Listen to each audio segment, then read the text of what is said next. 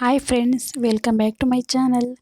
ನಾನಿವತ್ತು ನಿಮಗೆ ತೋರಿಸ್ಕೊಡ್ತಾ ಇರೋಂಥದ್ದು ಕಡಲೆಬೇಳೆ ಹಾಗೆ ಹೆಸರು ಕಾಳು ಮತ್ತು ಹಸಂಡೆ ಬೇಳೆನ ಮಿಕ್ಸ್ ಮಾಡಿಕೊಂಡು ನಾನು ವಡೆ ಮಾಡೋದು ಹೇಗೆ ಅಂತೇಳಿ ತೋರಿಸ್ಕೊಡ್ತೀನಿ. ಹಾಗೆ ಯಾರೆಲ್ಲ ನನ್ನ ವೀಡಿಯೋಸ್ ನೋಡ್ತಾ ಇದ್ದೀರಾ, ನಾನು ಮಾಡೋ ವೀಡಿಯೋಸ್ ನಿಮ್ಗೆ ಇಷ್ಟ ಆಯಿತು ಅಂತ ಅಂದರೆ ಪ್ಲೀಸ್ ಒಂದು ಸಬ್ಸ್ಕ್ರೈಬ್ ಮಾಡಿ ಹಾಗೆ ಲೈಕ್ ಮಾಡಿ.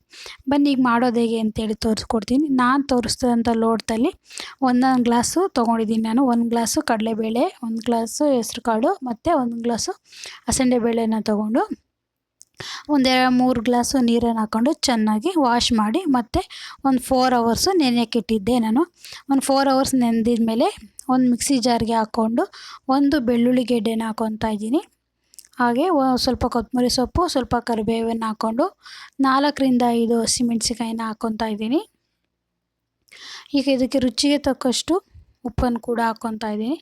ಹಾಕ್ಕೊಂಡು ಸ್ವಲ್ಪ ತರಿಯಾಗಿ ರುಬ್ಕೋಬೇಕು. ಜಾಸ್ತಿ ನುಣ್ಣಗೆ ರುಬ್ಕೊಳ್ಳೋಕೆ ಹೋಗಬಾರ್ದು. ನೀರೇನು ಸೇರ್ಸೋಕೆ ಹೋಗಬೇಡಿ, ಹಾಗೆ ರುಬ್ಕೊಳ್ಳಿ. ಸ್ವಲ್ಪ ಏನಾದರೂ ಗಟ್ಟಿ ಅನಿಸುತ್ತು, ಸ್ವಲ್ಪ ರುಬ್ಬಕ್ಕೆ ಇದಾಗ್ತಿಲ್ಲ ಅಂತ ಅಂದರೆ ಸ್ವಲ್ಪ ನೀರನ್ನು ಮಾತ್ರ ಸೇರಿಸ್ಕೊಳ್ಳಿ, 1-2 ಸ್ಪೂನು. ನೋಡಿ ಈಗ ನಾನು ತರಿಯಾಗಿ ರುಬ್ಕೊಂಡು 2 ಟೇಬಲ್ ಸ್ಪೂನ್ ಅಕ್ಕಿ ಹಿಟ್ಟು ಹಾಗೆ ಒಂದು ಮೀಡಿಯಮ್ ಸೈಜ್ ಈರುಳ್ಳಿನ ಹಾಕ್ಕೊಂಡು ಚೆನ್ನಾಗಿ ಮಿಕ್ಸ್ ಮಾಡ್ಕೊತಾ ಇದ್ದೀನಿ. ಇದನ್ನು ಚೆನ್ನಾಗಿ ಮಿಕ್ಸ್ ಮಾಡಬೇಕು. ಈಗ ಕಾಯೋದಕ್ಕೆ ನಾನು ಅಡುಗೆ ಎಣ್ಣೆನ ಇಟ್ಕೊಂಡಿದ್ದೀನಿ.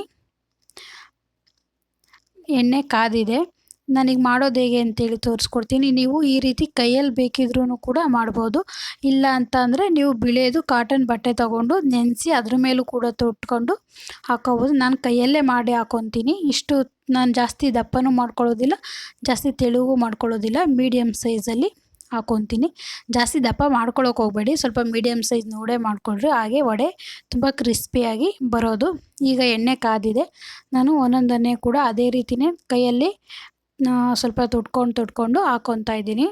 ನೀವು ಮೀಡಿಯಮ್ ಫ್ಲೇಮ್ ಇಟ್ಕೊಂಡೇ ಬೇಯಿಸ್ಕೋಬೇಕು. ಹೈ ಫ್ಲೇಮ್ ಇಟ್ಕೊಂಡ್ಬಿಟ್ರೆ ಮೇಲ್ಗಡೆ ಮಾತ್ರ ಕಲರ್ ಚೇಂಜ್ ಆಗುತ್ತೆ, ಕ್ರಿಸ್ಪಿಯಾಗಿ ಬರುತ್ತೆ, ಬಟ್ ಒಳಗಡೆನ ಬೆಂದಿರೋದಿಲ್ಲ. ಅದಕ್ಕೋಸ್ಕರ ನೀವು ಮೀಡಿಯಮ್ ಫ್ಲೇಮ್ ಇಟ್ಕೊಂಡೇ ಬೇಯಿಸ್ಕೋಬೇಕು. ಇದು ಕಲರ್ ಚೇಂಜ್ ಆಗೋವರೆಗೂ ಕೂಡ ನೀವು ಬೇಯಿಸ್ಕೋಬೇಕಾಗುತ್ತೆ. ತಿರುವಾಗ್ತಾ ಇರಬೇಕು. ಇದು ಎಣ್ಣೆ ಏನು ಜಾಸ್ತಿ ತಗೊಳ್ಳೋದಿಲ್ಲ, ಕಡಿಮೆ ಎಣ್ಣೆನೇ ಸಾಕಾಗುತ್ತೆ. ಹಾಗೆ ಜಾಸ್ತಿ ಏನು ಇದು ಅಂತ ಅನಿಸೋದು ಇಲ್ಲ.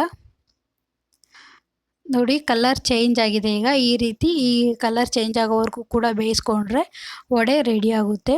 ನೀವು ಕೂಡ ಒಂದ್ಸರಿ ಟ್ರೈ ಮಾಡಿ ಟೇಸ್ಟ್ ಹೇಗಿತ್ತು ಅಂತೇಳಿ ನನಗೆ ಕಮೆಂಟ್ ಮಾಡಿ ತಿಳಿಸಿ. ಯಾರೆಲ್ಲ ನನ್ನ ವೀಡಿಯೋಸ್ ನೋಡಿ ಸಪೋರ್ಟ್ ಮಾಡ್ತಾ ಇದ್ದೀರಾ, ಹೀಗೆ ನನ್ನ ವೀಡಿಯೋಸ್ ನೋಡಿ ಸಪೋರ್ಟ್ ಮಾಡಿ ಫ್ರೆಂಡ್ಸ್. ಎಷ್ಟು ಕ್ರಿಸ್ಪಿಯಾಗಿ ಎಷ್ಟು ಚೆನ್ನಾಗಿ ಬಂದಿದೆ ನೋಡಿ. ಒಂದ್ಸರಿ ಟ್ರೈ ಮಾಡಿ ನೀವು ಕೂಡ. ಸ್ನ್ಯಾಕ್ಸ್ಗೆ, ಟೀ ಟೈಮ್ಗೆ ತುಂಬ ಚೆನ್ನಾಗಿರುತ್ತೆ ರುಚಿಯಾಗಿ. Thank you for watching videos.